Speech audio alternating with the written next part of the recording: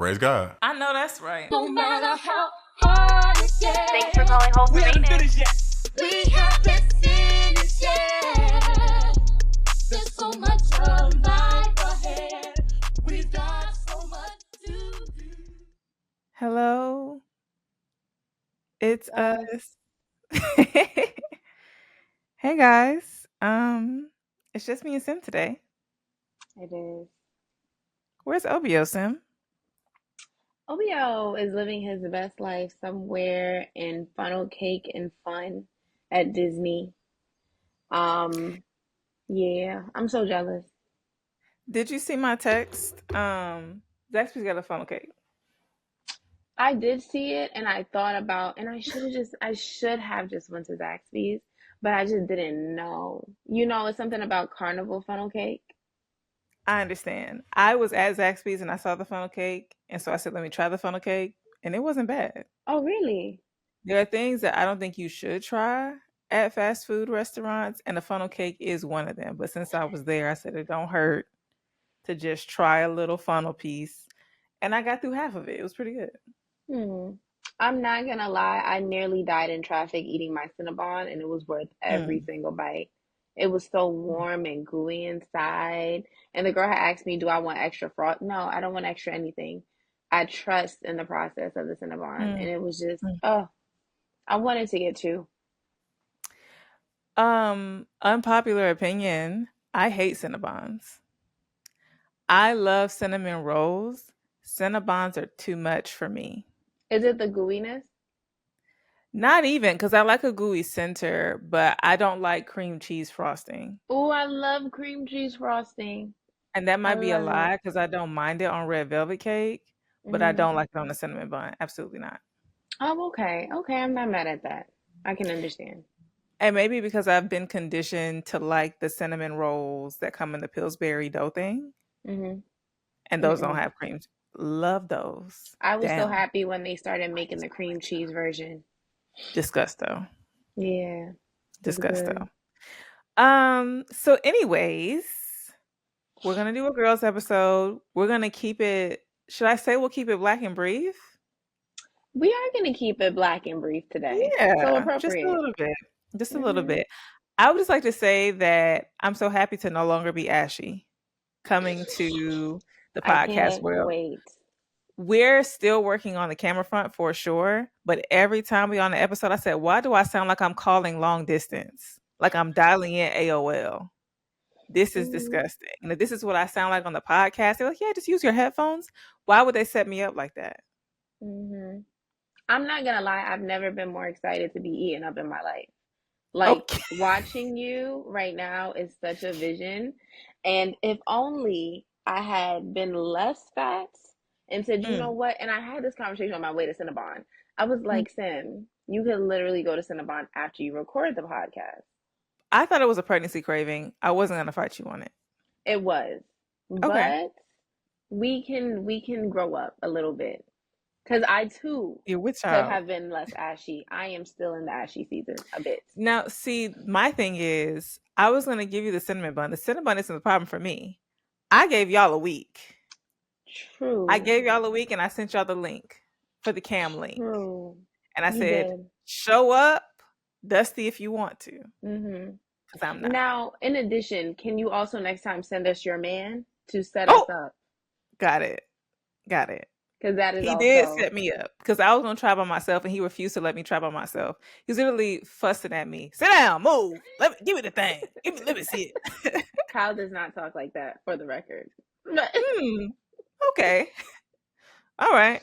you made him sound like Nutty Professor. Okay, I'll give Okay. you that. But anyways, so yeah, we'll give you the segments for sure, but they'll be very short and sweet. Not a lot of new things happened today, or I'm sorry, this week. So we have a couple of Negroes online from last week we want to get into to give you Yeah. our 2 cents. But I think most of the stuff that's been happening this week has been very much world events type deal, and I'll get into that Hmm. on the parking lot.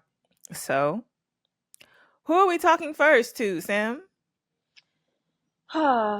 Niggas online. All right. Yeah. So we wanted to discuss this last week, but as you guys know, we took a little bit of a hold for maintenance moment, but we still think these things are important to discuss. And speaking about, so y'all who listen to this podcast, we're gonna fight a little bit because it was a Oh, couple of y'all in my personal DMs being a little too oh, personal, oh! asking me things like, okay, well, what time is the podcast dropping at the? Let's relax. I love Let's that. Love that let's for us. You love it for us because you weren't Okay. having the anxiety attack as the messages continue to come in. No, they be talking a little crazy because when we came back from that break, sure it was long, and I feel like we'll get to a time where we're more comfortable just being very clear on what took place in that time off. Mm-hmm. But when we posted that post, letting them know they were back, they wanted to stand outside and throw hands. For sure. Mm-hmm. For sure. And that was Mm-hmm. kind of a little the vibe today too. So Okay. Got it. so Got yeah. it. Got it. Got it. Got it. Got it. But I do want to just briefly talk about because Sacred is doing its big one right now. And I'm Okay. hoping that Sacred could be the thing that puts the Darion conversation to rest because Okay. we've been dragging it for too long. We all Everybody makes mistakes. Everybody Oh, has those days. Um everybody knows what you're talking about. okay. Mm-hmm. The 90s kids felt that. So Beyonce's hair was trending recently, and I wanted to Mm-hmm. discuss this so briefly. Did you see the post that she did where she showed like the process of her using Sacred, and then she literally had to part her hair to show people, I'm not bald. Not only am I not bald, I'm really giving inches and hang time. Did you see that? I did see it. What was that face? I don't know. Like I was just so surprised. Again, I'm sort of new to. I won't even say new, but I'm just not necessarily a diehard. Who's your favorite artist? I'm not that girl. But I think I Mm-hmm. know enough about Beyonce, and I just feel like knowing about Beyonce's existence, you know enough about Beyonce. Mm-hmm. But I know enough about her, I guess. And I also just have a little bit of sense. So I'm wearing wigs all the time because I'm performing all the time. And maybe I Mm-hmm. was a dancer. I danced in college. And so wearing wigs was the thing that you did to keep your hair up and not having to continue to redo it and put heat on it. But doing your hair all the time is just not sustainable.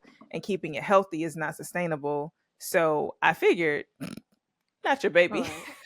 Yes, like about to throw the tripod down. But go ahead. Oh, you didn't tell them you got a new dog. Hi, everyone. Meet Coco. She's so She is sweet. also sacred. Do you But want yeah, to see what they did to Coda at the groomer today? yes. Come here, sweet pea. Come here, sweetie. Come on. Whose kid is this? He's out of the frame. Let me see. He's still You so can't see him? cute. He's They still took so away cute. his fluff, and Yeah. so his head just looks real like Yeah. stupid. It does not look stupid. That's okay, sweet pea. Anyways, all I'm saying is, it's like, duh, the lady wears wigs to protect her hair. And I guess the Pretty. next step for me is if I'm wearing wigs all the time, and I have money, my hair is taken care of. Because number one, a wig is a protective style.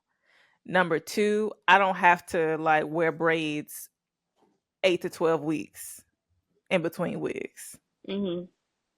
because somebody can do it for me. So yes, I was certain she had long hair, and I don't know why it was a conversation. So the reason why it even stuck out to me is because I feel like this is such a special era for Beyonce. It reminds me of Renaissance. It also reminds me of my favorite era, which is four, where she just really started being a lot more expressive about herself and responsive to people being weird. So to me, it was just a moment of we've seen Beyonce's hair before in like the documentary she's done before. And when she posts just like those candid pictures of her living her life. And yes, we also know that y'all all think that black girls are bald, but I just had a nice little kiki in the part where we're seeing her get to be, what's your favorite phrase? Fun and fancy free. She's Mm. being very fun and fancy free right now, and I'm just really loving that part for her. I'm really enjoying that. Um, So, because we're going to talk about likability and things like that in a moment, my question is, why do you think people dislike Beyonce so intensely? Is it her fun and fancy freeness, or is it something else? I was about to say I don't know, Mm. but I feel like I was gonna say I don't know because I don't understand a certain level of hateration. I don't really understand hateration, period. And that's a lie, and I'll tell you why in a second. But it doesn't make sense to just dislike someone or to find something to nitpick about. And it just this conversation just feels so unserious to me. Like that's the part that I don't get. It's unserious, it's unfounded. People at this point just want something to nitpick at Beyonce, and she's had like a really pristine legacy. Mm-hmm. Um, and I guess that's why. But I guess, and for me, I have a big thing with discernment. And so there will be times when there's a girl who may have it all together, but something in my spirit is like, something's not right, or I don't like a certain thing. And there are times when I find out I might just be hating, but then there are times when I find out I was absolutely correct. So Okay. maybe that's what these people are thinking. It's just something about her. I don't Mm-hmm. know. But you sound dumb because I feel like the proof is in the pudding. Mm-hmm. For me, I I just go ahead. I was gonna say I feel like the proof is in the pudding given what Beyonce has shown us. And I think maybe because people think there's so much of Beyonce that she has not shown us that something has to be wrong somewhere, which I'm certain a lot of people could argue that it is. But publicly, as a star, I think Beyonce has done a very good job of positioning herself as a celebrity, not someone whose business that you're into, just somebody whose art that you consume. Mm-hmm. I just realized that the less information you have about why a person may not have reasons to not be liked, and I hope that's not too wordy of a sentence, but that's what makes people unlikable to me. When I think about people like Megan, who was recently a Twitter conversation, and I personally just don't want to get into that. But like people don't have a reason to actually not like this girl. She's beautiful, she's funny, she's talented, she is great with sportsmanship and connecting and collabing with other artists. People have no there's not a lot, to be like she has these characteristics about herself. She don't know how to dress. Her wigs are always bad. And I think that's what makes people, especially in a certain light, like popular spaces, unlikable. Okay. Okay. We'll talk about There are that. people who have shown us proof to not like them, though. And I would Who like don't to you like? segue right into them. Oh, Hmm. that was very good. That was very Thank good. you. Thank you. I learned from the So, best. Jill Scott was Hmm. trending. Hmm. Trending after applauding Chris Brown for his many talents. Um, her tweet was, Chris Brown is amazing. How does anybody sing like that? Dance, look, act, and rap like that? Beyond gifted. It appears exceptional people have to go through exceptional fire. There's nothing to debate. Now, I just feel I like there is something to debate. okay, between the last sentence of that tweet and what followed after is where she lost me. The Okay. first part of the tweet I would not have been mad at. Chrissy LCSW says, I think the woman he's abused would disagree. I would like to press a pause there because I didn't read the name. Do we know what LCSW means? People in the back. No, Licensed I'll clinical go people. social worker. Oh, that's important That's context. very important context for why Mm, she would say something like that. Granted, the sentence itself stands alone, but the fact that a licensed clinical social worker said it, read the room. well, Miss Jill Scott says, I doubt it. My mother's ex-husband was a mean, violent human, and he could lay foundation better than anyone in my city. What he did with cement was awe-inspiring. We got away. He got a raise and praise for his ability. God dealt with the rest. And it's just like sometimes you can just not say things, you know? And when you read it back, that my first thoughts, my first response to this, I think, were obvious. Like what she said was so insensitive to women who have been abused, and I think there is like a really weird, not even Stockholm syndrome, but just a really weird entitlement some women feel who are really wrapped up in patriarchy, and that like if they themselves as a victim can make space for it, everyone should be able to. And that's not how life works. That's not how individual experiences work. And unfortunately, these statements without a lot of context and nuance don't do anything but serve the narratives that men will be men, and men should really be like, men's legacy should be centered around their greatness and not their faults. Mm, And I feel like if that was, I don't know, playing some sort of devil's advocate, if that was something that was universally the case, then maybe I might give you a little room. But when women become at fault for something, mm-hmm, and even if it might not be their fault, but if the public court of public opinion can make it seem like a woman is at fault for something, then that is the rest of her legacy. And we've seen that, and we see that. Like I've always said that the Sierra and Future situation, nobody was beating on anybody, but Future had a legacy of like using women and discarding women like over and over again, making somebody his baby mama and discarding them. No one's ever heard of these women, and I'm just like speaking in terms of like, I don't know, notoriety, but these women have very personal lives that the rest of the world isn't like invested into. But Sierra did not recluse. She did not resign herself to just being a baby mama that was discarded. She continued to live and love a happy life. I mean, right. love a man and have a happy life, have more kids, and is continuing to flourish. And Future's really upset about it. He won't stop talking about her. Like people won't stop talking about Sierra's new husband, and I think it's because like she was supposed to die. Mm-hmm. Um, so I don't know. That's a very roundabout way of saying that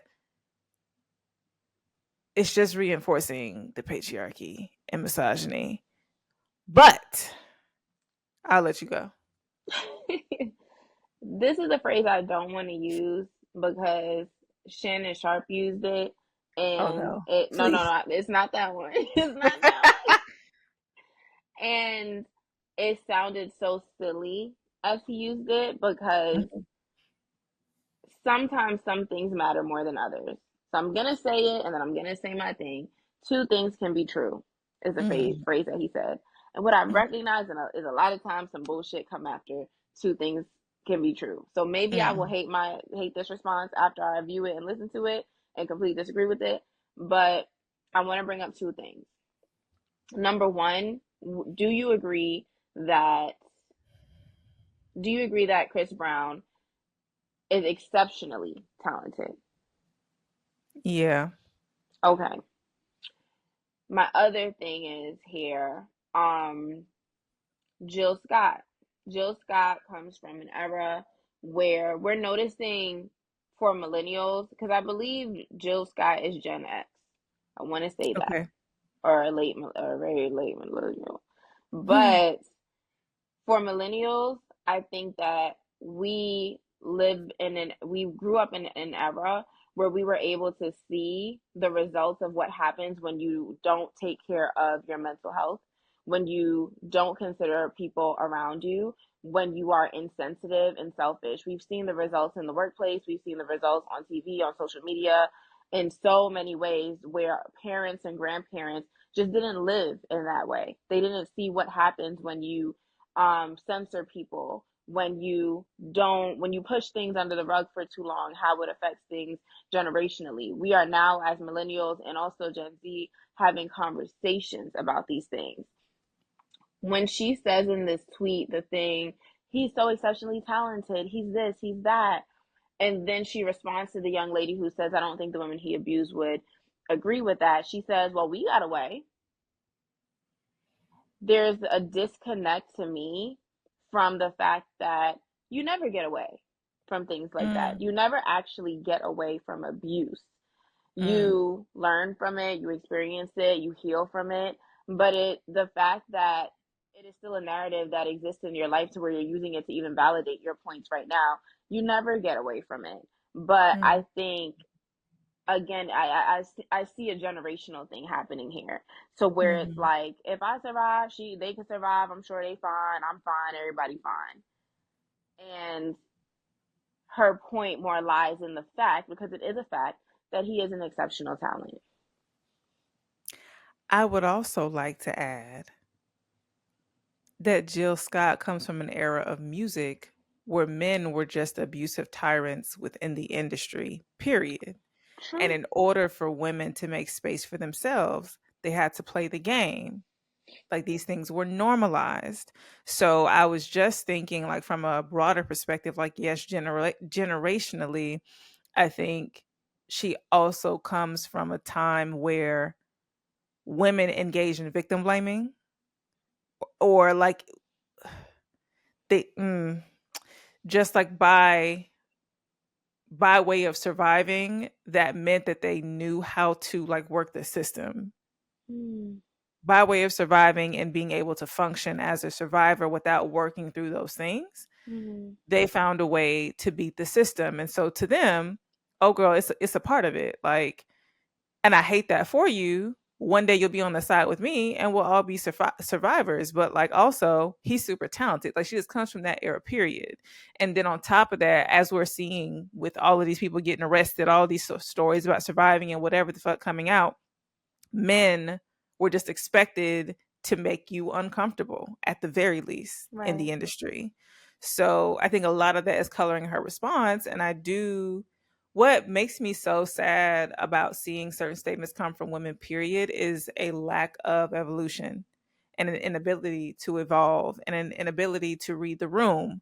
Um, because like I said, if a LCSW is sending me something and I know that means like licensed clinical social worker, and maybe a lot of people don't, um, I'm going to take a step back because I'm not a licensed clinical social worker. I'm not going Mm. to make, I'm not going to make, I'm not going to make assumptions, conjecture, innuendo about how someone else is dealing with a thing.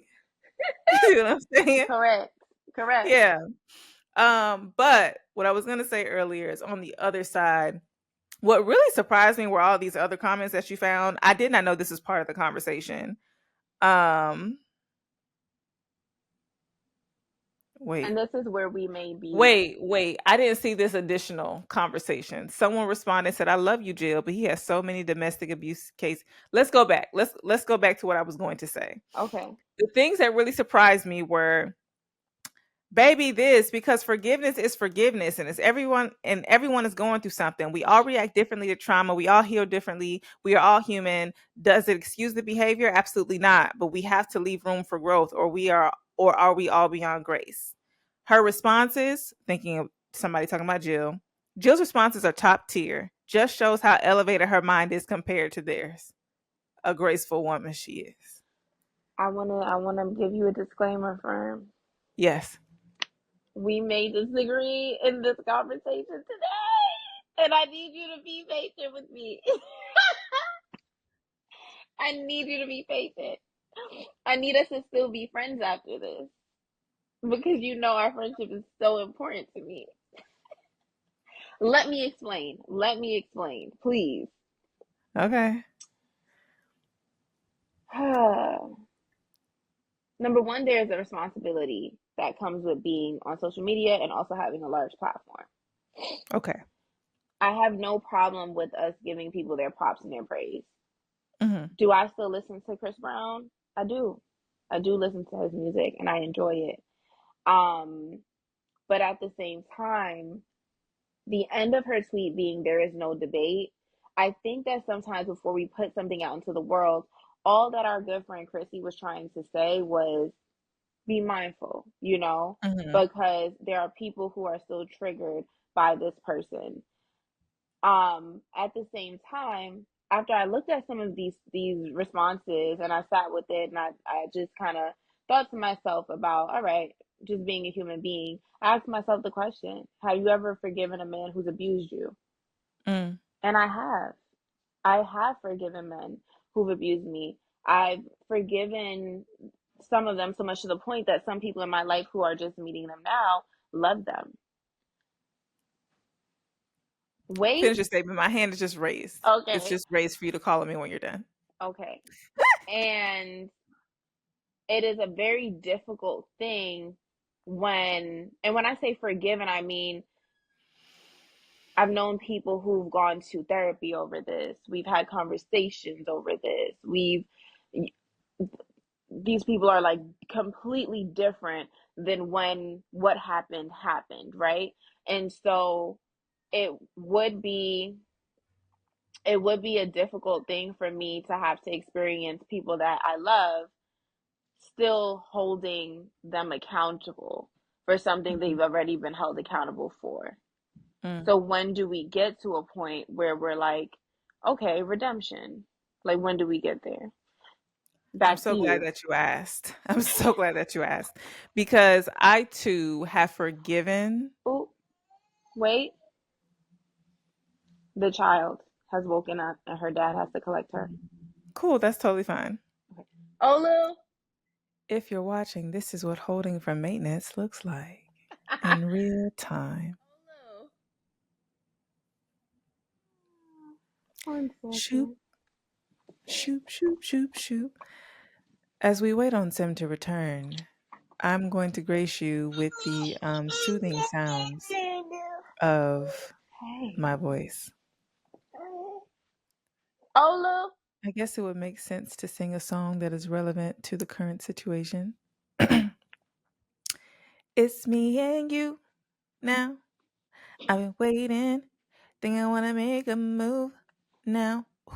Baby, tell me if you like it. Well, I don't know if that was relevant to the time because it's not me and Sim anymore because she's gone. What else is on the list? What else is on this jukebox of soothing sounds? Trying to think of what I was listening today. Hmm. I was listening to rap music in the car. Don't know any of the lyrics. Really trying here, guys. Come on home. This is for Obio. Obio, if you're listening, come on home to me, Charlene.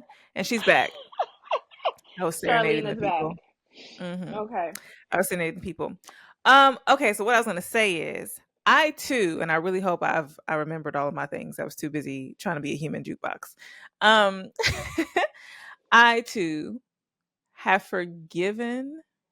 I do think I've forgiven. I've absolutely forgiven at least I've forgiven men who have abused me, for sure. Okay. I have. Um, and my process of forgiveness for myself, I think, is one that I honor and I value, but I do not honor and value it over the process of others. And so, where I Right. think where I think Jill failed because what I was going to say is these other responses actually make me think a different way about it because human beings are deserving of grace. We do make mistakes. These are the things. But when she ended it with there's no debate, I think that's what makes it a statement. Like we could all have a public opinion about Chris Brown and he being like, but saying there's no debate and then doubling it down when someone says, okay, girl, well, there are women he's abused and you continue to double down and as we see she's tripled down. My thing is you cannot let your forgiveness supersede somebody else's like process, like Right. period.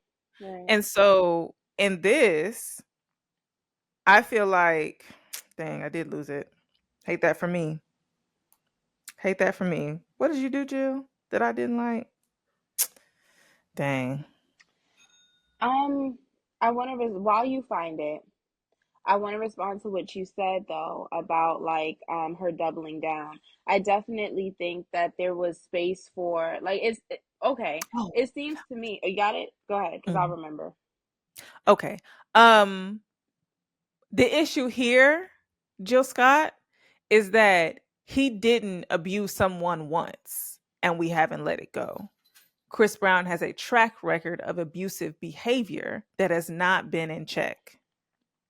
There has not come, and like I think what makes it difficult for Chris Brown is that he has such a track record of abuse and or volatile behavior, then that we don't trust that he's changed it or shifted. Like it'll just be at the next time, or the next time something happens will be an opportunity for the general public to say, here he goes again. He has not changed. And so Chris Brown will literally have to be pristine for the rest of his life for like a period of 10 years for us to be like, okay, he has changed and shifted. But there has been, like within recent years, complaints about abusive behavior from Chris Brown. So I think that's also the thing. It's not that he's not deserving of grace. You don't continue to get grace. Like the people around you, I think you can give you grace. People who love you and care for you and see you as like the human being that you are versus like the public figure that the rest of us see you and hold you accountable as. Like Mm-hmm. that's the difference. Repeated offenses do not make for continued grace, and blanket statements of the women he's abused should just suck it up. And what she said next, when someone said, I love you, Jill, but he has so many domestic abuse cases, it's ridiculous. We can't look past that. She said, I love you too. I'm not here to fight anyone else's battles. If, since women hear the stories, they should avoid that street.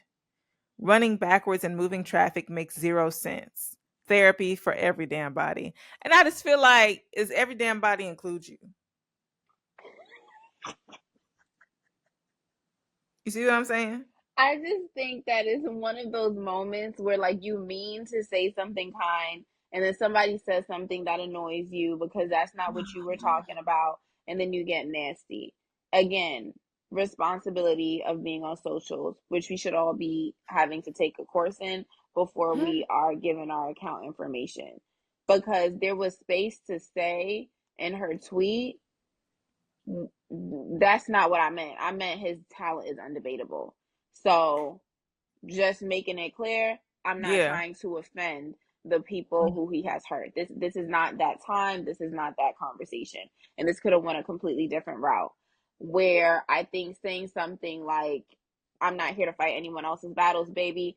And this might be segueing us into the thing. You are a black woman, okay? Mm-hmm. I'm a black woman.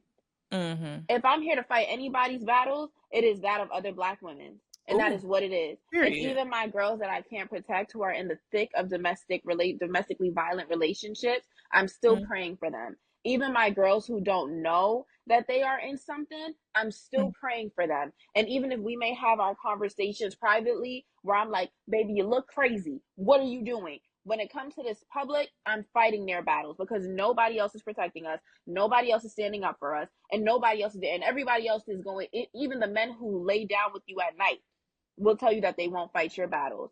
So, as a black woman, if I don't fight anybody else's battles, I am fighting a black woman's battles. And we need to take that more seriously as black women. You sound nuts. Well then, moving along. Um, so the big kahuna for this week, we will be talking about discussing is the Amanda Seals interview with Club Shay Shay. We talked about her a couple weeks back and we had our differences of opinion. And I actually would like to start there. So the first conversation we had, do you remember your perspective, Sim? I Because I remember a little bit. do. Okay. I remember mine as well. And so I would just like to ask you, have your thoughts changed since hearing this interview, this I don't 3 hour long even know conversation? that, Sim. Oh. I don't even. I don't even cancel her. Please Mm, get her out the mm, room. mm, Um, I disagree so much with many of the thoughts. Not the supportive thoughts that I had. The supportive thoughts I still, mm, hold those. But I think that initially I felt very much like, girl, like you a bad bitch. Like why do you care? Like it doesn't matter. mm, Like why do you care so much about what nothing else people have to say about someone like you who has created a legacy in mm, what it is that you do? However, now having more context about her and her mental health battles and her emotional perspective, yeah, I get why you care. And it's also, I think it was unfair of me to even project that on anybody, mm, that caring makes you in any way bothered, weak, like any of that. Like it's okay to be sensitive. I'm sensitive, but I guess we're all sensitive in different ways, you know. So, yeah, I didn't like that for me, It's okay. We win some and we lose some, for but we sure. live to fight another day. Amen. Um, well, I pretty much felt the same. I feel like I gained more support and admiration for Amanda Seals because I wasn't familiar with how long she'd been working. I knew she'd been working a long time, but I wasn't familiar with how long she'd been working. I wasn't familiar with, well, I think she just discovered this herself or just got diagnosed herself, that she was on the spectrum, Yeah. that she's neurodivergent. And yeah, I was just trying to find an article, but I can't. It was about neurodivergent Black women, and there were some stats in that. And I really think she gave us a really great opportunity to do some research on our own and do things like get tested. I saw a lot of women in comments and multiple platforms saying like, "Oh, this sounds a lot like me," or "Oh, I'm so glad that she's speaking up on this. Like, I feel so seen." So I'm Mm. always down for someone having an opportunity to feel seen. And I think those are the only ways my thoughts deterred from my original opinion. Um, but yeah, I wanted to get into a couple things. And the first, this isn't going to be super stat heavy, this conversation, just like how this conversation made us feel as Black women who have been mean girled, as Black women who have not been protected, as Black women who have been ostracized in different ways. Um, I wanted to talk about a couple things that sort of bookmarked throughout the episode. And the first is Shannon Sharp. I have to say, I learned so many things in this interview. Amanda gave so many nuggets, but what I'm telling you is going to live with me for the rest of my life is that would lead me to assumption, conjecture, innuendo. And it's like, Mm. you thought you ate. And I was just like, where is the subject verb agreement? Where are the plurals and the singulars when we need them? Mm. Mm. And that in itself, I think, is the perfect sort of entry point to discuss how I feel like he handled the interview. That moment, if you did not watch the full 3 hours, guys, it's really worth your time. It's For actually a sure. really good interview. Um, but it was a moment where she didn't even concoct an opportunity. She didn't trap him. He walked into his own trap. He had consistently been invalidating her experiences, even though she was laying out all information necessary to support the conclusions she was coming to. And in that moment, instead of recognizing that he had proven her point, he started saying words that I'm certain he got from T.I.'s rule book. And I'm going to keep blaming T.I. every Leave time Tip out of it. He's not because to T.I. had blame. the time to read the dictionary in the jailhouse. These other young men are picking things up from other men that they hear, and they're not taking the time to learn. They're using context clues, and context clues don't always got your back. Right. They do not always have your back. Especially when you don't have a clue about the context. Ooh, somebody on this line is a poet, and I don't know who, but somebody. But yes, so my biggest thing with Shannon, and you can let me know how you felt, was that I've heard so many times. I think I know. The first time I watched a Shannon Sharp interview was when he did Cat Williams. Everybody watched that interview. It was the interview that Right. set off 2024. For sure. Um, and there were so many things that Cat was saying, and me personally, am never gonna call Cat Williams a liar because he's never gonna have a reason to come for me, you know. Um, but there were things that he said that I would have at least asked the follow-up question. I would have Okay. at least been like, "Well, what Hmm. do you mean by this?"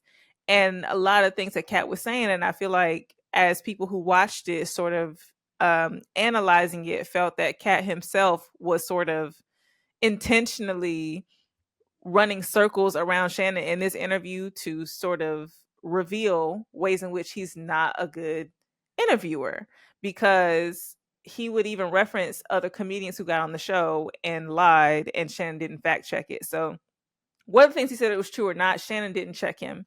And it was an indicator in that interview that he does not check several of the men that come through on his podcast. I did not get Hmm. to watch the Monique interview. Did you watch that one? Yeah. Did he push back on anything Monique had to say? Yeah, there was, and I'm gonna let you finish. Because to me, it feels like when two men are talking, Mm. there's a lot more space for understanding Mm. than when a man and woman are talking. And that's all I'm going to say. And that's where I was getting. We're on the same page. If Okay. like right where I'm landing is he really tried to push back against Amanda Seals and her talking about her own personal experiences. Like it was one thing for him to try to push back on facts Hmm. and and verified information that she was sharing, but for her to share her experiences as a young child, her experiences with racism, her experiences being ostracized, and he pushed back on things. I personally felt like that was him taking the opportunity to say, "Oh, y'all don't think I know how to push back or I know how to stand my ground in the interview? I'm going to use this opportunity with this woman." Because it's easier with this woman to try to undermine the things that she's saying. So I just felt like that carried up and down and through. And at one point, she had to say to him, like, I know what the fuck I'm talking about. So if you could shut up, but in such a nice way. But see, and I think to that same point, what you saw, right? So you're not Hmm. incorrect on what you saw. But I think it has to do with that very southern idea that ladies are ladies. Mm. And I know a couple of you have got a little new age and you got your little money and you Ooh, got your little degrees and you think you know everything. ooh. But maybe if you were a little more of a lady, Mm, you wouldn't get the feedback, babe. Like you wouldn't get people mm, acting that way to you. Do you think that maybe you could have been more polite? Or do you think that this is something that you might have done to kind of stir up this? Like it gives that, mm, where sometimes if somebody says something like it's like that uncle at the cookout. mm, And for anyone who's ever had conversations with male figures in your life, like I talk to my grandpa all the time. There are points where it feels very similar to where I'm like, one, I'm an adult. Two, I do have my little degree and I think I know a little bit of a thing.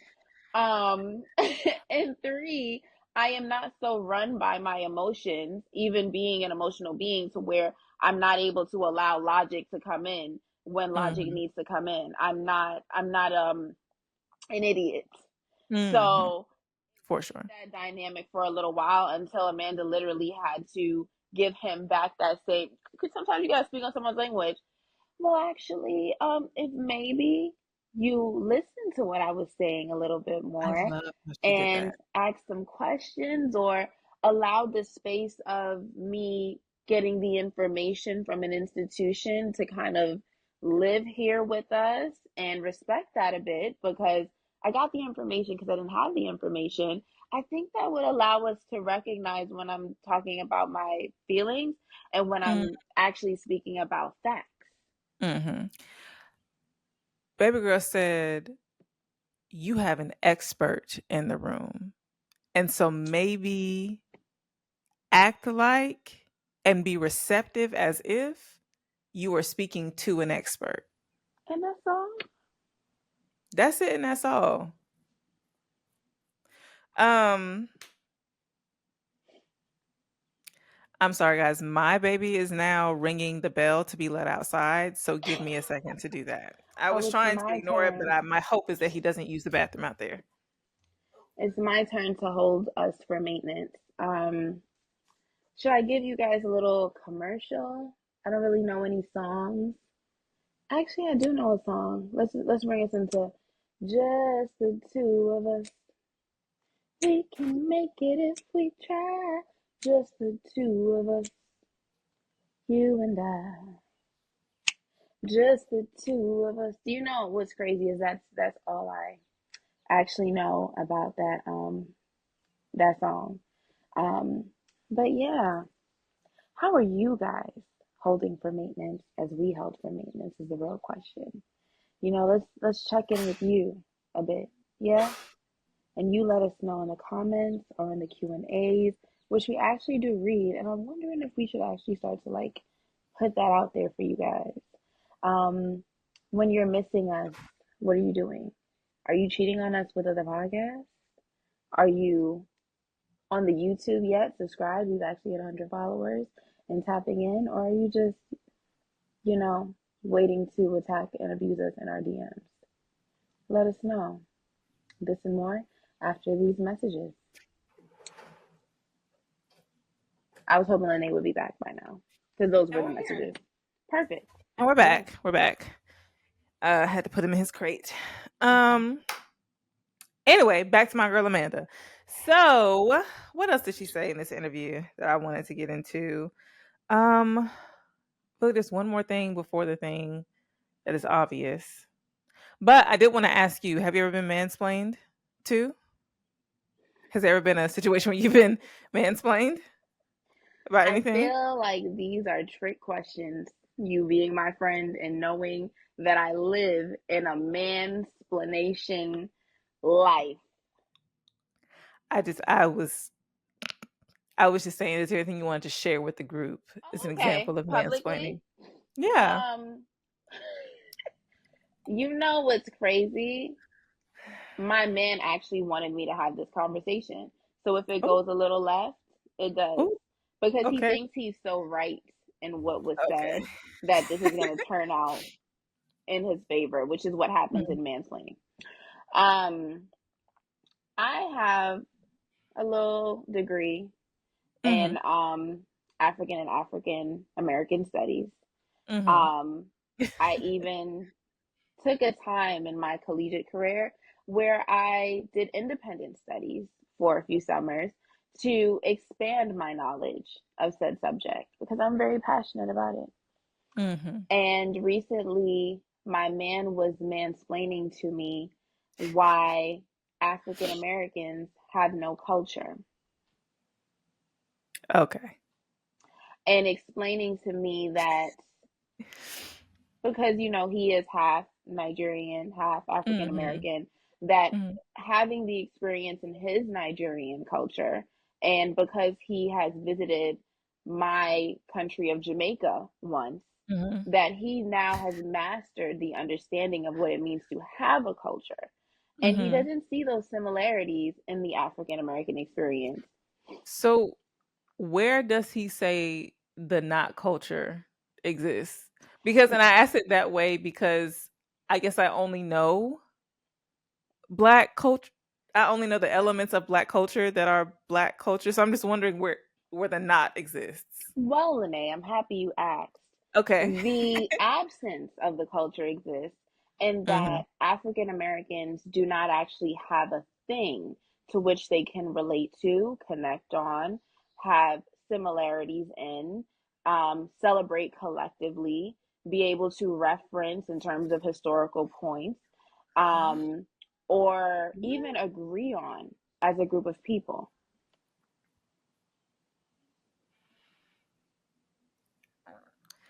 I don't know if we have time to We don't. because I just have We so many questions.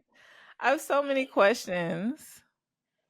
and I'm just gonna say this part so that we can stay on subject, right? Okay. The thing about mansplaining is that it usually happens from someone wanting to make a point that is not fully understood themselves either. Because Mm, as he and I began to have the conversation, he recognized, oh, I'm confused. I'm confused here. There are questions that I have, and I didn't even understand that that's what culture meant. So if that is what culture meant, that's not what I mean. I just mean that and what he was speaking about was a disconnect that we experience as a result of slavery, which is a completely mhm, separate conversation and is a mhm, valid conversation. So mhm. yeah, so we can talk about that another day in another way. But Okay. yeah, Well, I'm glad to see that you made it out. You know, I'm it working seems like every you day. brought it to a point to where you guys are everything's fine. As Jill Scott said, we got away. Okay. Okay. I'm glad that you brought that up. I don't remember exactly what it was, but I think as straight women, one of our burdens is just having to be mansplained to by our partner, even if they don't mean to. Because there's a lot of times I have conversations with Kyle, and I remember like maybe 2 days ago having to throw the "oh, I have a degree in this" card in the conversation Oh, my experience seeing racism alive and well. That was Should I tell the insane. people about that? Yes. That's a brief aside. But okay, so I decided to trot along with my man. He likes to go to different markets. He has these Saturdays sometimes when he just peruses the Atlanta area and does like antique market, antique mall shopping, goes to thrift stores, and whatever is around, he'll go and see. And Hmm. usually I don't go because I have a very short outside limit. And if I get hangry at any point in time, it's time to wrap it up and go home. And For I'll be sure. trying my best. But anyway, I was all geared up to do that today, and we drove past. We were on the outskirts of Atlanta. I'm not sure in which direction. I think we were headed to Snellville. We were on Mm. the outskirts of Atlanta, and I feel like we might have been around the Decatur area. Don't ask me where we were. These are just things in my head because I wasn't looking out the window as he was driving. Hmm. But we were on the outskirts of Atlanta, very residential, still within the city limits, and we see a sign that says estate sale. So he said, "Up, estate sale," makes a U-turn. We go in there, and I'm like, "Okay, this is interesting. I've never been to one, but I'm keeping an open mind." We Hmm. walk in.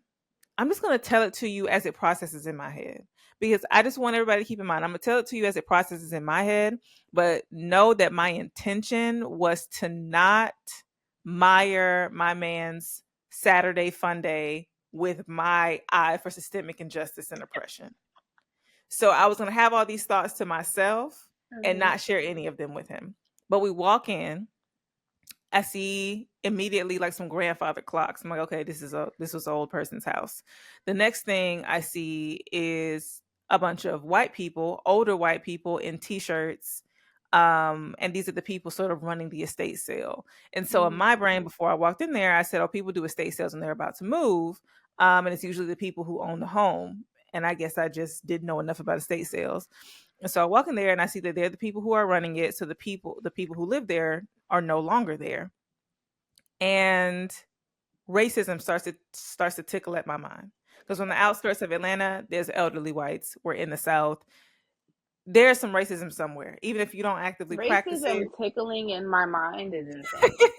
Yeah, no, for sure. It was 100% there. So we go around the corner. They tell us, what the vibes are for the house, percentages off, and things like that. We go around into the kitchen, and I notice all the kitchenware is there. So my racism senses are tingling, and also my Negro spiritual senses are tingling. It's Mm. given someone died in this house for all these things to just be left like this. And so Hmm. maybe not died in the house, but whoever is there, it seems as though they have passed away because all of their stuff is just here and it's on sale. It looks like no one came to get anything. So the inklings of religion that are left in me are like, oh, I don't play with spirits. I don't play with touching people's stuff. I don't know what type of spirits is in this house on this person, so I don't want to touch too much of anything. And then I started to say to myself, all right, Lynae, just be in the moment, Right. exist. Right. Knowledge be a curse. So I said, just forget the things that you know, just be here. And so we went into the living room and I saw a box of books. I said, oh, books. I can do that. Hmm. And Hmm. I lean over into the box, and the first thing I see is a book by Condoleezza Rice. And I said, I know what type of house I'm in. I already know what time it is. And if you guys don't know who Condoleezza Rice is, you might know her name as a black lady, but as a black lady, we don't get along with. She Hmm. was a Secretary of State and also part of the Republican Party. So that gives you all the things that you need to know. But I still kept it to myself, not telling my man nothing. We walk upstairs. There looks to be like maybe a grandkids room because there's like comic book posters on the wall. And I'm also a huge Marvel fan. And so I was taking a look at this Captain America poster. And I was like, I'm not going to buy nothing because the tingling in the back of my mind said, don't get these racists no money.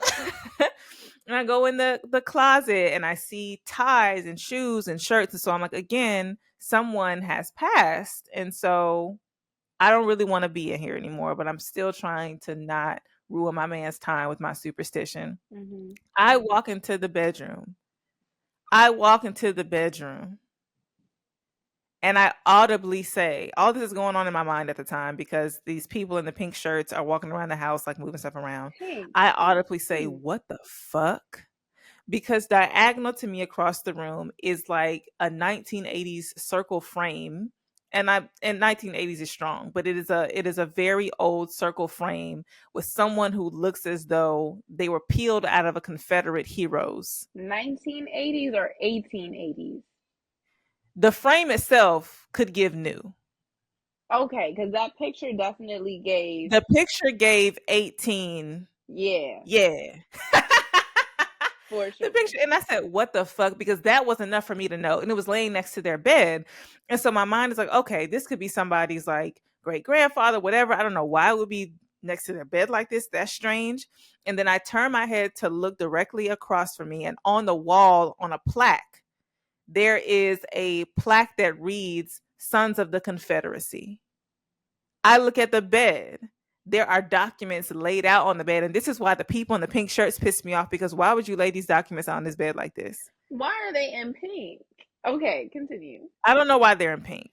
But the documents on the bed have these Confederate flags, and there are also certificates of like membership to certain things. And I see more frames as I continue to look more and more. I see more frames of these people who look like these photos came from like the 1840s. This person had like an altar in their bedroom to racism and the Confederacy. And I Waking up to knew it. racism is crazy. And I knew it from the Condoleezza Rice book downstairs. I saw no other signs, but from all the things that I knew what type of home I was in. And I literally made it upstairs to like the final level to see all of the racism in effect. And so, we left, and my boyfriend, I did show him that. I said, "Hey, baby, look at this." And we're the only black people in here. So at this point, I don't care. You've put the racism on display. I'm gonna put my feelings on display as well. Right. And he said, "All right, we can go." And so I said, I don't mean to like ruin your times, but like these are the things that sort of inundate my mind. These are the things that I'm always being cognizant of. And he was like, "Well, baby, you don't know if the people there were racist. Like they could have just been doing their jobs." No, no, no. If you are not a racist and you walk into a room and you find shit like that, if there are things on the wall, fine. Leaving things where they are, fine. But the fact Right. that you found these documents and splayed them out on the bed, you knew what you were doing. You thought these things were valuable enough that somebody may want to purchase. And then two, why would like I would throw it away. If I'm not a racist, I'm gonna say this is terrible shit and I'm gonna do away with it. I'm gonna burn this shit. Maybe not burn it. I'm just gonna throw it away very discreetly. I'm not gonna give it no attention. And that's what it gives to me if I'm not a racist. But he was trying to mansplain to me and sort of I don't see race explain to me. That's not how he feels, but just sort of, I don't know, playing devil's advocate for these people. And I'm just like, why? And having to explain to him that I'm not just making these assumptions based off the fact that I think all white people are racist. I'm making these assumptions based off the things that I've learned, based off the evidence that I've been shown, based on the books that I've read, and not just absorbed information, but learn how Mm-hmm. to read with a critical and skeptical mind to be able to suss out certain things. Like I made a educated guess about what happened in that house, and my hypothesis turned out to be true. So I think mansplaining also can come from a place of, yes, I want to make a point, but also because I don't see the world the way that you see it, and I see the Mm-hmm. way that I see it, the way that you see it probably has some holes in it. Because to the point, and connecting Kyle's point to Shannon's attitude at the beginning of this interview, to me, it's very much, a great woman once said, sprinkle, sprinkle, Okay. that, and I'm going to say it in nicer terms than she said it, but it's difficult for men to understand where women are coming from. It Mm-hmm. just is. And I think that the beginning of this interview, and even if you see the one with Monique, it's just very much this. I don't want to call it an innocent thing, but it's why are you making such a big deal about it, Mm. right? Mm. And that's why I said I had to check myself on my attitude from the episode where we spoke about Amanda, because it's so funny to me how we get on our high horses when we're not able to, and it's not even a high horse, but we can be so critical. Like, we can't stop to just listen to understand instead of listening to speak when someone is speaking about something that we wouldn't have been bothered about. Mm. But Shannon Sharp is the same man that got on Beyonce's Good Internet and was mad because they was calling him sassy about wearing that outfit. That did It did look a little spicy, a little bit. Okay. Like if we're I've keeping not it seen the 38 outfit. hot, if we're keeping it 38 hot, the outfit look a little spicy. Okay. Okay. Now Okay. I am never going to be one to associate somebody's attire with what they like to do sexually because that's stupid. Like, and it makes no sense. But I'm saying you was giving a little give, babe. You look, Mhm. and I so don't. We need to have a conversation about sassiness because I don't equate sassiness with sexuality. I just equate right. sassy with sassy. Sassy. You We look we as women know what sassy is. We know what sassy is. yeah. I saw a clip of Michael Jackson on TikTok, which may be gone next month, and we'll get into that when we hear more. But saying that Michael Jackson might have started the sassy nigga apocalypse, and it was just clips of him being sassy. Down. Definitely Prince. Oh. They between Prince and it was just like and it had nothing to do with sexuality. It was Mhm. just sass. Okay? Mhm. And so For yes, sure. but for me as a girl who enjoys a little sassy moment, I love a sassy moment. I was living. I said, Shannon, you Mhm. better pop out. But he took that offensively. And for a very long time went on tangents on social media speaking about it and arguing about it and they got me messed up and out, just doing a lot. But you were sensitive about that moment. And in that moment, Mhm. you didn't need people to tell you why you were taking it too far or why it wasn't that deep. You need somebody to listen to you. You need Hmm. somebody to hear your point. And so, as we talk about this interview, I want to also, for the people who've already decided that they don't like Amanda, she always complain about something, take a step back to think about when you've had a moment where something hurt you that maybe didn't hurt anybody else around you. You Mm. know? And I love that you said that because that brings me to my other point. There were people who were saying they weren't going to watch it because they weren't going to give Amanda Seales any time. And there were people who watched it and said, I have so much more respect for Amanda Seales, or there are things I didn't know. And like, this makes so much more sense. Mm-hmm.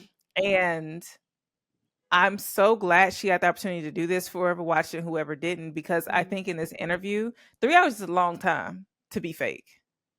You know, even in the way she handled Shannon, and when he was trying to undermine her or push back or whatever, or just even when it was clear he was inept at his job, Mm-hmm. she handled him with so much grace. She spoke to him even when she was correcting him or even when she was combating him. Like, she stood her ground enough, but she also spoke to him like a human being.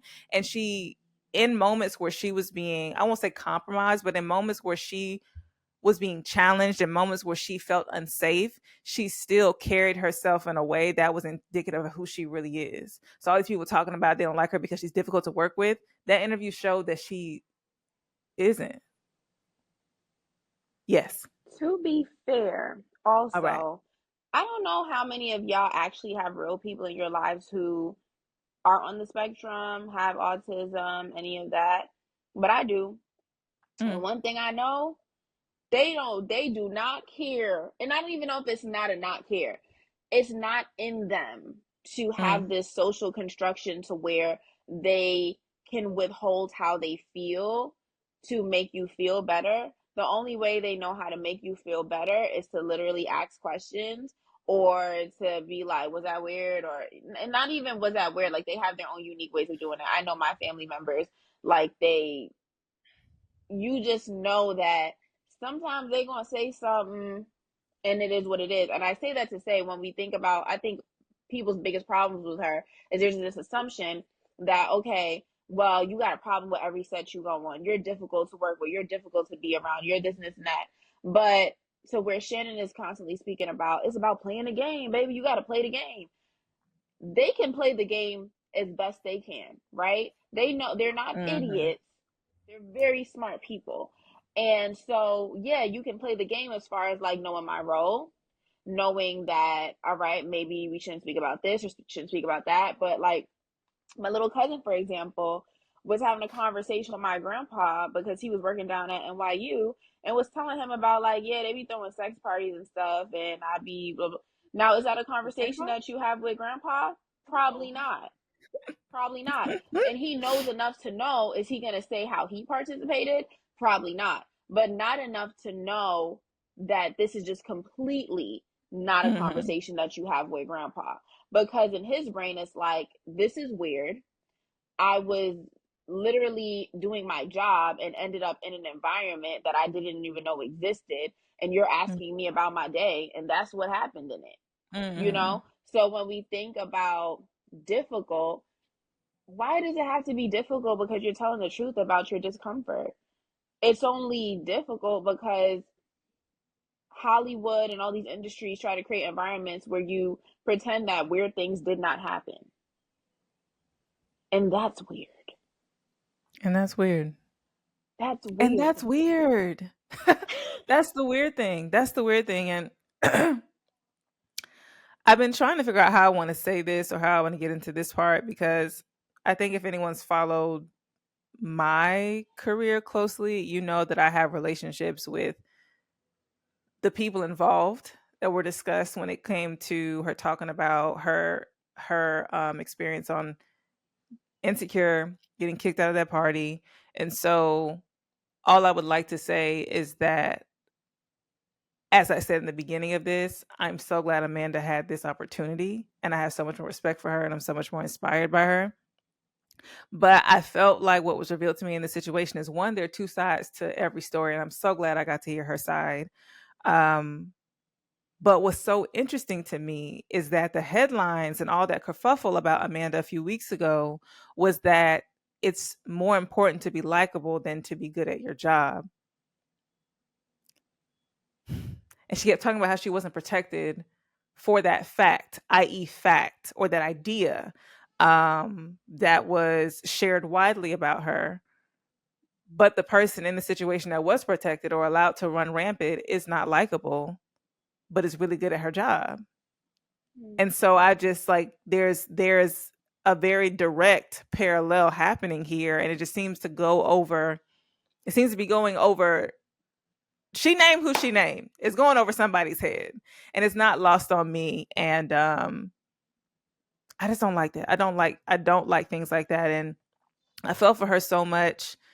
And again, with her being on the spectrum, with her being neurodivergent, and with her not being able to fake the funk, just the way that she communicated her experience would lead me to believe this is how she felt and this is how she perceived the things happening around her. So I have no reason to believe that she's lying about anything. And so for that reason, I kept going back to this quote that really helped me come into myself when I started reading feminist texts, and it was from Brittany Cooper, Eloquent Rage. I always talk about that book as like my birth into Black feminism. And I was trying to find the quote before we got on the call. I highlighted it in my book, but I could not find it. But there's a chapter where she's talking about her friendships when she was younger and her wanting to be accepted by other Black girls.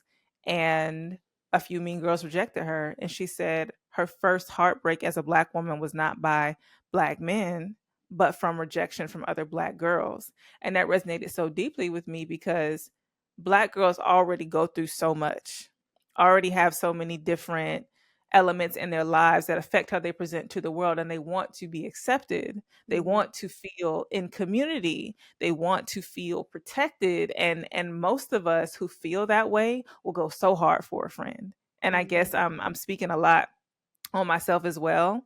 I just remember times, and I think a recurring thing through the interview was wishing people would show up for her the way she shows up for them. And I remember very specifically a person who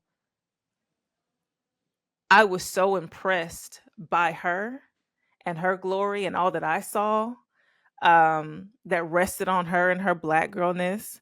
And we had so many things in common and we were part of so many of the same things together. And I remember very clearly a time where somebody tried to fight her and I put my hand in front of her to push her back.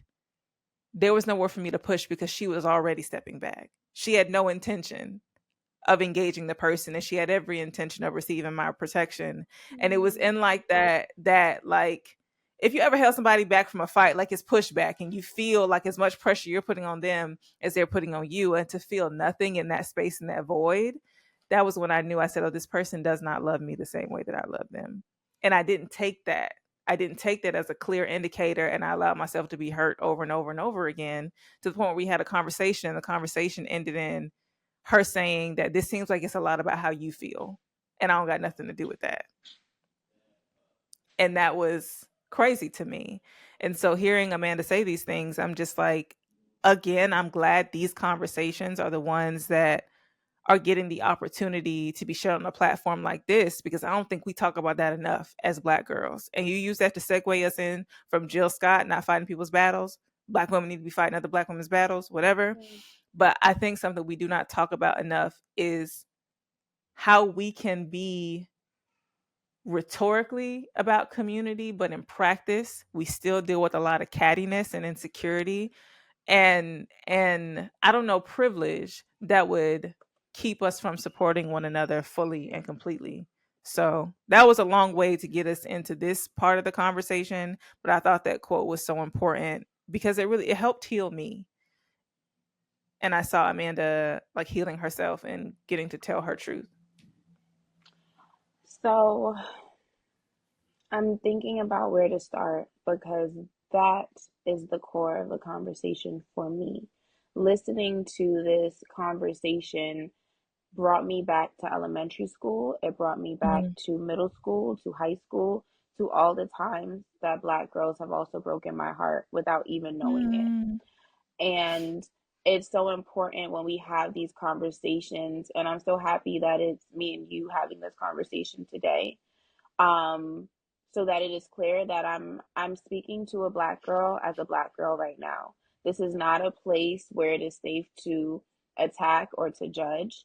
This is not a place where it's safe to make a statement about someone else who's had a conversation that we were on the outside of. That's not what we're doing here. What we're doing here is having an honest dialogue about what it feels like being a Black girl who's mean girled by a Black girl, because that's a mhm, special kind of hurt. Now, I say all of that disclaimer to say that there's something that happens along the way where there's a division between us.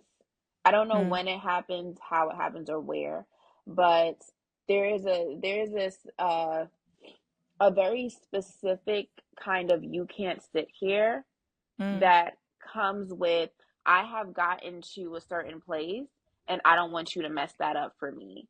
Or I have gotten to a place on this likability scale that you may take me back to that mm, I don't want to be at. And we can be mhm, so mean to each other. I've seen it happen so many times, especially when especially when men become a part of the conversation, to where like I watch Black girls literally tear down other Black girls so that they can have a chance to laugh at them with mm, men. mhm, And it is a weird, weird thing. So I wanted to kind of briefly speak about my own experience that I've had where um I've never experienced a heartbreak like this before in my life, where I was 26, 25, maybe 25 I think, and I had just gotten my dream job. I was mm, working with a Black female millionaire mhm, who I thought was thought the world of, mhm, looked at as she is doing something important in the world. And Amanda mentions that in the interview too, that she always felt like she had to be protective because she was dealing with someone who was doing something important that we don't get to do as Black girls. That's mm, exactly how I felt when I was in this position. I had gotten a job, I was a personal assistant to a mogul, literally, like somebody who was really a change maker, who I was just excited to sit next to, just to take things in and be in relationship with. And I won't make this long and drawn out and give you my autobiography, but I will mhm, say that in working in that space, I learned so much about marketing. I learned so much about running a business. I learned so much about home life, homework balance. But I also learned that sometimes people will just not like you because you are eager, young, or you just don't seem like you're worthy of your mm, enthusiasm. I remember mm, being in this workspace where people would sub me on social media who I was working with. I mm, remember being outcasted and told that I was not allowed to join in on certain meetings because I was making comments about things that we could do better. I remember even being at a point where like there was an entire group of people that I was working with. I'm on a team with you professionally, and they wouldn't speak to me. And we were Mm. all Black women. And when I reported some of these things to my boss, it was, well, there's not really much I can do about that. That sounds like you guys need to maybe have a conversation.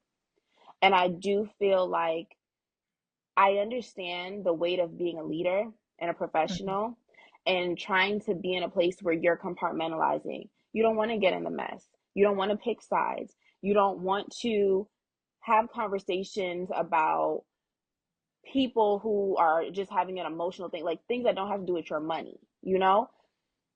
But to that earlier point of we need to be defending Black women, there has to be a point where we recognize that it is our job to protect the people that look up to us, that we've taken under our wing. And it doesn't matter how old they are. But when you Mm. take somebody under your wing, you put somebody on your team, whether it is in your creative or professional process, there comes a point where it is your responsibility to do a little more than just be a CEO. You have to be a human. We had a little bit of a technical difficulty, but we're back. Hey, everybody, what's up? But to finish my thought, I remember a time where listening to the interview and listening to her talk about the experience. I can remember a time as a leader, not even just as a leader, but I just didn't like being confrontational, and I didn't want Mm-hmm. the people who worked with and for me to be able to be in a copacetic working environment. And so it was really hard for me to do sometimes. Sometimes it meant having uncomfortable conversations. But even as a start, I think I would encourage people to have the conversation. It wasn't just a, I'm not going to deal with it, because I also just didn't want to have a working environment where I was uncomfortable and just like knowing the people that worked with me weren't happy or weren't like feeling safe and supported. So I do get like that's a learning process as well. And so I don't even have too much vitriol for that. I think the thing for me was just the links that they went to. They is strong, but the links that a person went to keep her out of that party was a lot Mm-hmm. for me. And my hope is that from this conversation, that one, that this doesn't result in Amanda being ostracized more, but two, that it changes people's attitude about these spaces in Hollywood. Like to have an attitude that is more proactive and more protective, and like even the people that Amanda said she remembered faces, and sometimes she refuses hugs from the people who were looking at her in that moment and did not reach out a hand to help her or to defend her. So I'm hoping that we're changing the spaces. I'm hoping that the conversations like this mean that more people make less space for just mean girl behavior. I do not like mean girls. I do not. And I can't, that's something I can't sugarcoat or whatever. Mm-hmm. I do not Mm-hmm. like mean girls because I just like for people to be treated well. And I would Mm-hmm. think that everybody would like that.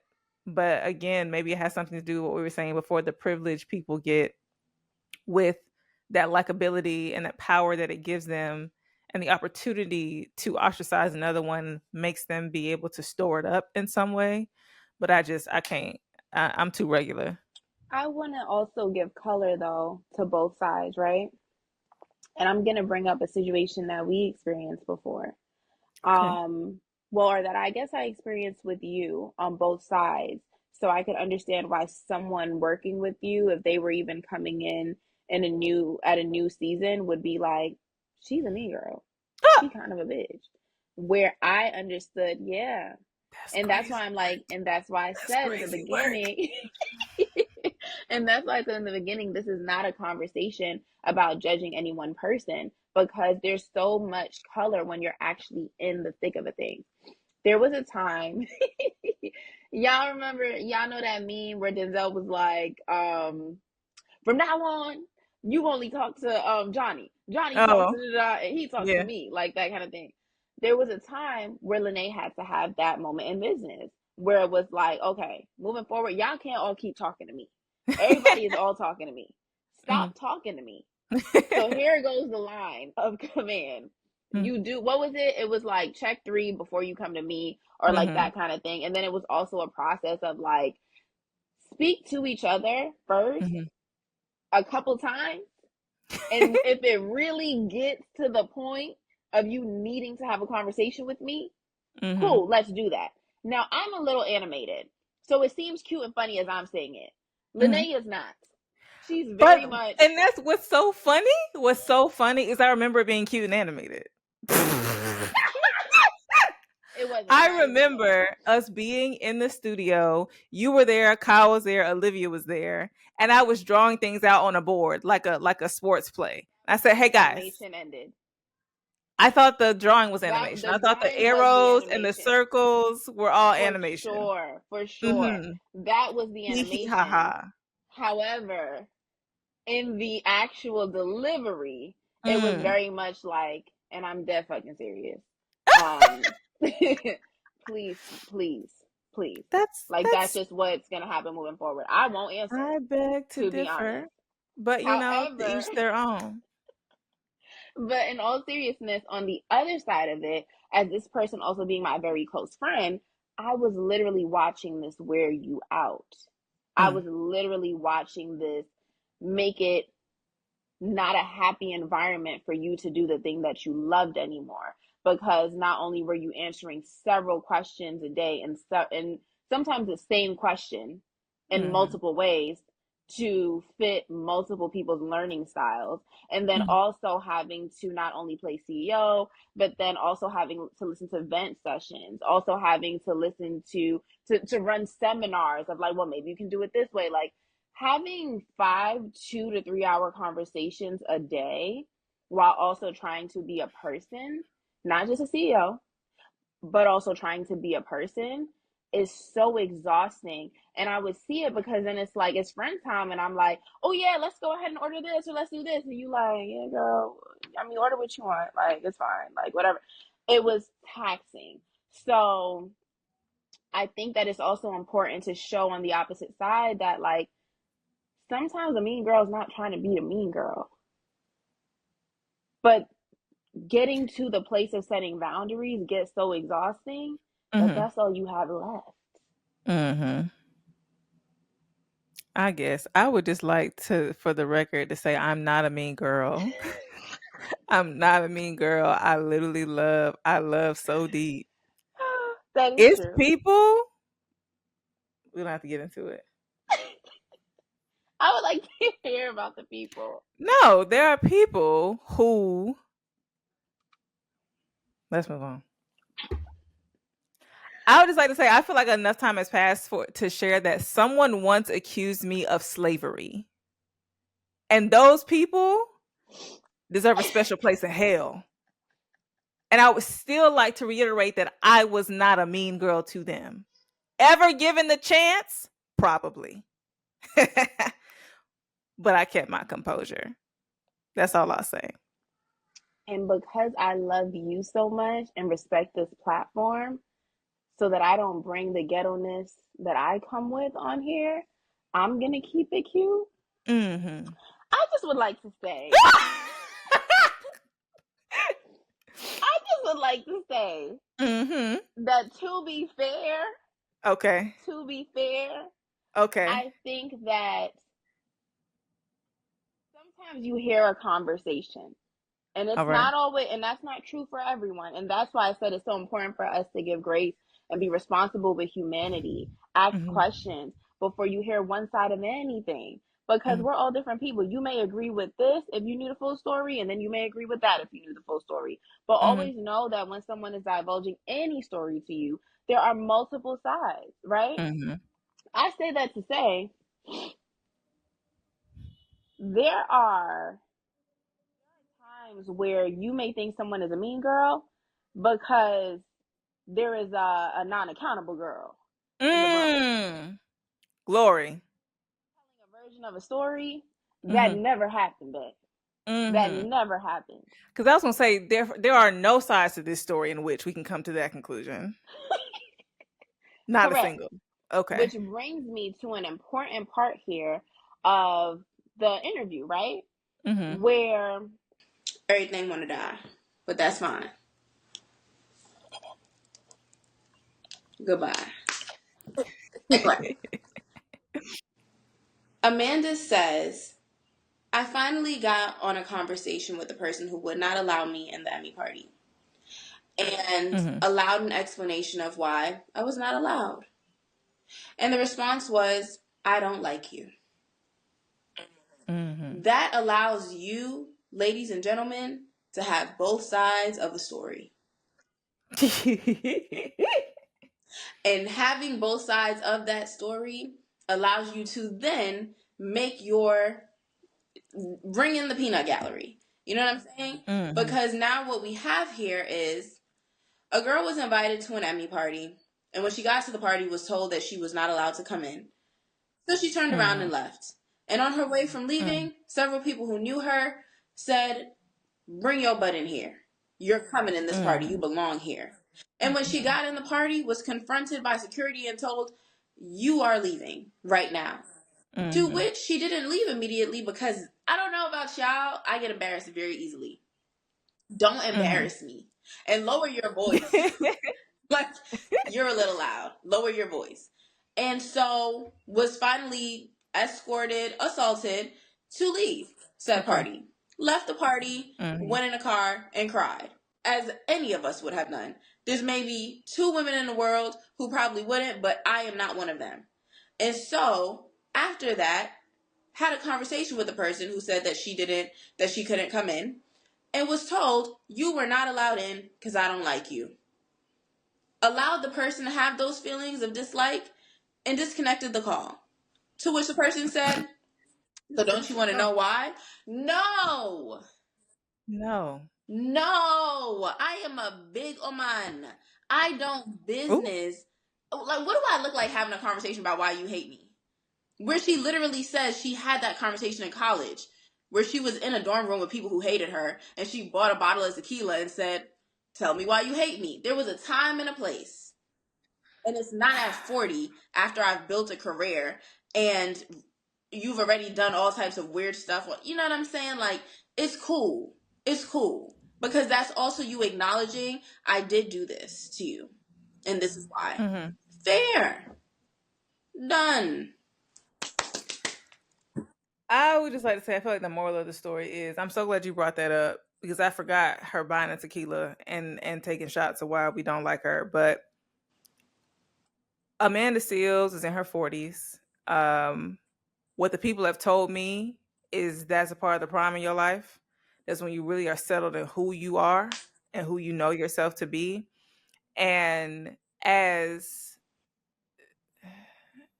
tumultuous of a journey she must have had with likability throughout her life, I feel like the picture that was painted was, here's an insanely talented and brilliant girl, as people on the spectrum tend to be, Mm-hmm. um, dealing with a difference in her brain chemistry that she's unaware of and the people around her unaware of and unequipped to accommodate, and her constantly having to make up this space of being quote unquote normal or being quote unquote, I don't know, but having to deal with that and not really knowing where to put it.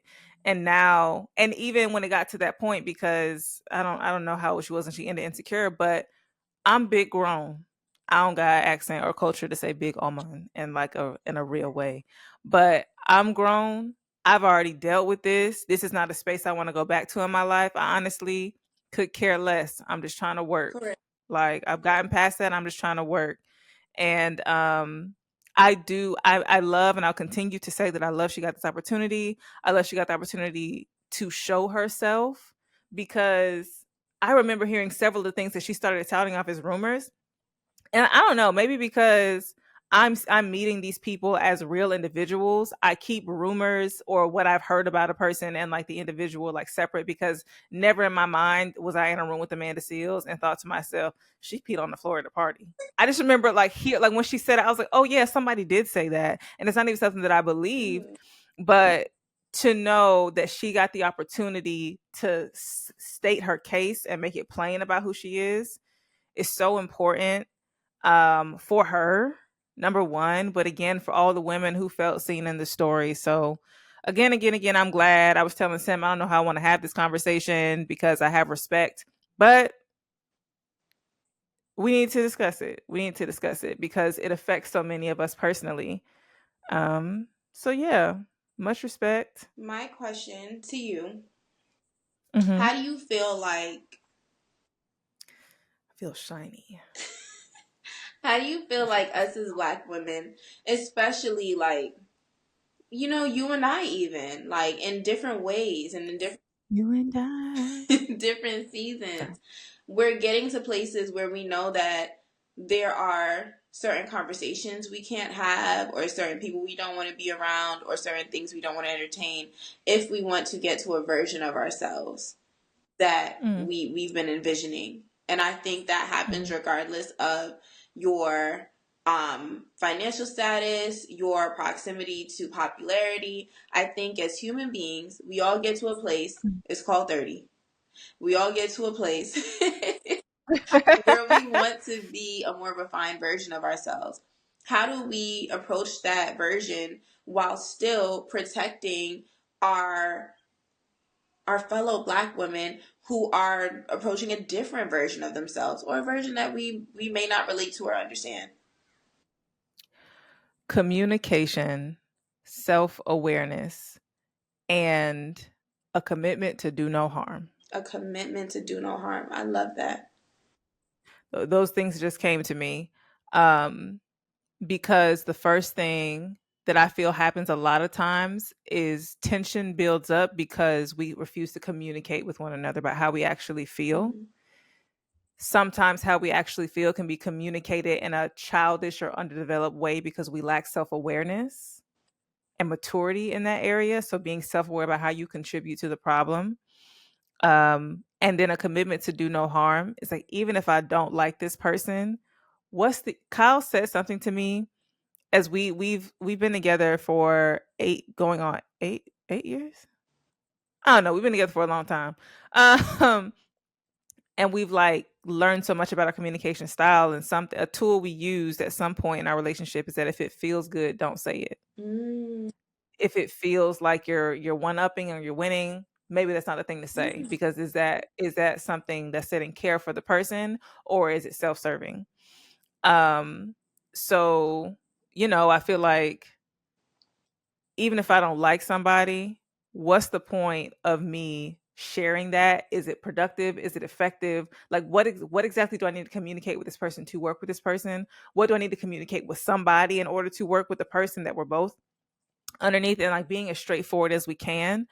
And then that commitment to do no harm, like I guess that's what I was just speaking to, but let people be in as much as they do not harm you. Mm. Yeah. Well, I feel like there's more that can be added to the list, but those are my three takeaways. And I try my best to adhere to those things, which is why I stand 10 toes down on I'm not a mean girl. Um but yeah, yeah, I say often that being around good people is a priority for me, mm-hmm. and being a good person is also a priority. And it goes back to the quote that I shared from Brittany Cooper earlier. Like, I just know what it feels like, and I wouldn't want anyone to feel that way. People don't have to have access to me, for sure. I don't have to have pleasant interactions with someone, but I don't have to have nasty interactions with someone. Right. And I feel like, I'm trying to end on a point, but I just keep thinking about like situations we've had like together. I feel like we spent our late 20s together, and that's a really formative Mm-hmm. time. And we've had so many interesting experiences, but there are things between you and I that I feel like we both practiced those things in order to preserve our friendship, in order to set boundaries, to just be who we need to be to one another and for ourselves. I also remember times where there might be people that have been around, and I've decided within myself and said, "Hey, Sim, it's a no for me. I'm going to be cordial in this moment. I'm going to be a part of the party, but it's a no for me. And if we could never again, that'd be great." You know? Yes, but I Hmm. think too, and I'm happy you brought that up, because I was also gonna bring in a little wrap around for myself as well. Is that before my late 20s, I was very much the girl that was like, everyone, come on in. Let's talk. Let's do Mm-hmm. things. Tell me about your Mm-hmm. life. I'll tell you about mine. Um, Mm-hmm. and as you've been here to experience, that didn't work out very well. And as a result, it's taught me that, yeah, there are some things that are going to be between you and sis. There are some Mm. things that I really just can't chime in on. But I Mm-hmm. think to your point of doing no harm, what I have learned when I have conversations that involve me setting a boundary or just setting a sense of professionalism, because most people meet me in my profession. Most people meet me and want to get closer to me doing something that I do professionally. And so creating that space, what I've learned to do is pay attention to environment and heart posture. Before I have a Mm. conversation with anybody about anything, I take into consideration their heart posture and where we are and what the setting is, so that I am not catching you off guard. I am not starting my sentences with you.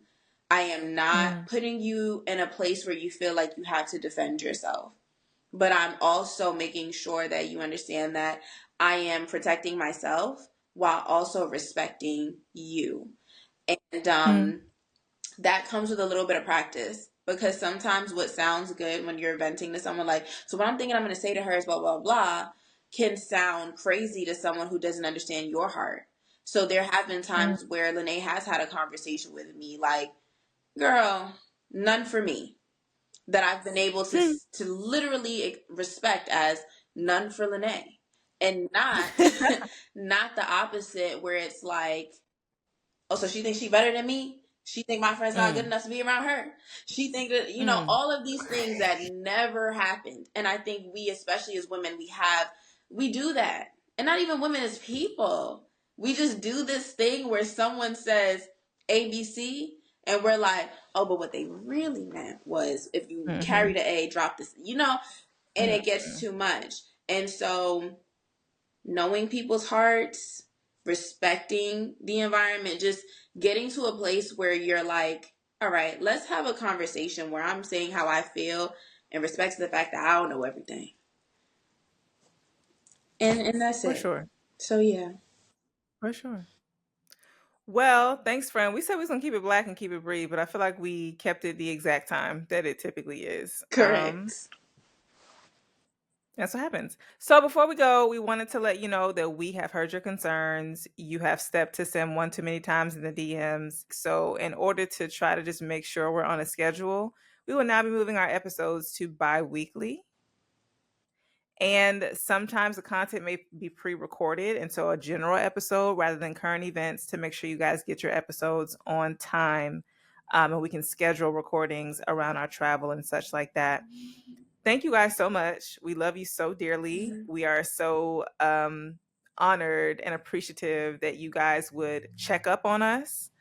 We want to keep this train going, and I think even today was an indicator that sometimes you do have to hold for maintenance, but we want to be here with you. We want to be here with you for sure. Well, Yeah. No, no thoughts. We're good to go. We're out of here. um, yeah. All right. Yeah. All right, y'all. We'll see you later. Bye, guys. Bye. Is there a heart? Is there a heart in the house tonight? Stand up. Stand up. Stand up. This part for me. Child.